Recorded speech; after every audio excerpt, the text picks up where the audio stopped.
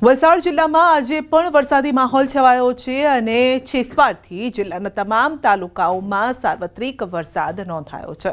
વરસાદના કારણે થોડા સમયમાં જ રસ્તાઓ પાણી થઈ ગયા અને આજે હવામાન વિભાગની વલસાડ જિલ્લામાં ભારે વરસાદની આગાહી છે। મોડી રાતથી જિલ્લામાં વાદળછાયું વાતાવરણ છે અને સવારથી જ જિલ્લાના વલસાડ, ધરમપુર, પારડી, કપરાડા, ઉમરગામ અને વાપીમાં પણ વરસાદ વરસી રહ્યો છે।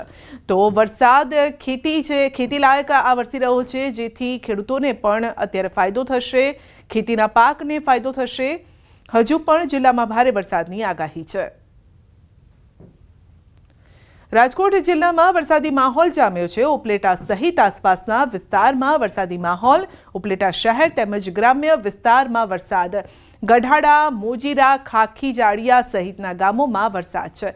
વહેલી સવારથી જોરદાર વરસાદનું આગમન થયું અને જેના કારણે ખેડૂતોમાં હર્ષની હેલી જામી છે। રાજ્યમાં ફરી વરસાદનું જોર વધશે। હવામાન વિભાગે રાજ્યમાં વરસાદને લઈને આગાહી કરી છે કે એક સાથે 3 વરસાદી સિસ્ટમ સક્રિય થતા વરસાદનું જોર વધવાનું છે। તો આગામી 5 દિવસ હળવાથી મધ્યમ વરસાદની આગાહી કરાઈ છે। તો આજે દક્ષિણ, ઉત્તર ગુજરાત અને મધ્ય ગુજરાતમાં ઘણા સ્થળોએ ગાજવીજ સાથે હળવો અને મધ્યમ વરસાદ રહેશે। સૌરાષ્ટ્ર અને કચ્છમાં પણ અમુક સ્થળોએ રહેશે હળવાથી મધ્યમ વરસાદી ઝાપટા। 27 અને 28 જુલાઈએ 3 જિલ્લામાં અતિ ભારે વરસાદની આગાહી છે।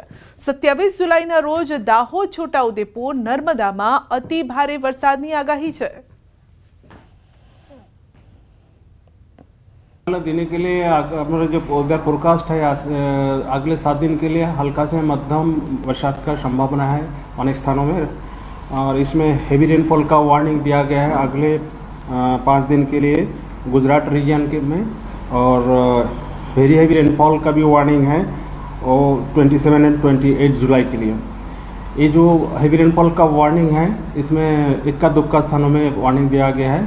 हेवी रेनफॉल के लिए येलो वार्निंग दिया गया है और वेरी हेवी के लिए ऑरेंज वार्निंग दिया गया है। आज जो हेवी रेनफॉल का वार्निंग दिया गया है वडोदरा, छोटाउदेपुर, नर्मदा, भरूच, सूरत, डांग, नवसारी, वलसाड, तापी, दमन एंड दादरा नगर हवेली के लिए दिया गया है गुजरात रीजन में। દ્વારકા જિલ્લાની સમુદ્ર સીમામાં આવેલા 21 જેટલા નિર્જન ટાપુઓ પર લોકોની અવરજવર પર રોક લગાવાઈ છે।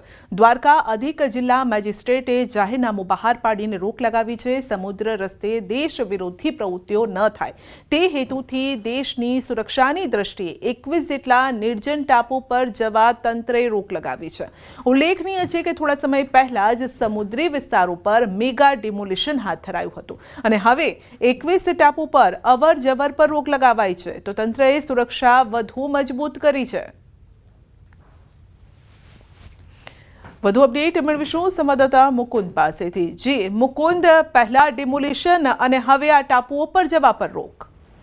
જી સંધ્યા, વાત કરવામાં આવે તો સમુદ્ર તટથી 3 તરફથી ઘેરાયેલા દ્વારકા જિલ્લામાં કુલ 24 જેટલા ટાપુ આવેલા છે, જેમાંથી 21 જેટલા જે નિર્જન ટાપુ છે તેમાં લોકોની અવરજવર પર તંત્ર દ્વારા પ્રતિબંધ મૂકવામાં આવ્યો છે। ખાસ કરીને વાત કરીએ તો આ સમુદ્ર તટથી જે જોડાયેલા ટાપુ આવેલા છે, આ ટાપુમાં દેશ વિરોધી પ્રવૃત્તિ ન ઘટે તેમજ ધાર્મિક સ્થળો પર ધાર્મિક પ્રવૃત્તિના નામે કોઈ પણ ગેરપ્રવૃત્તિ ન સર્જાય તે માટે જે તંત્ર દ્વારા છે તે જાહેરનામું બહાર પાડ્યું છે અને આ જાહેરનામું 26/9/2025 સુધી અમલમાં રહેશે અને આ 21 જેટલા નિર્જન ટાપુ છે તેમાં લોકોની અવરજવર પર રોક લગાવી છે। જી આપનો આભાર।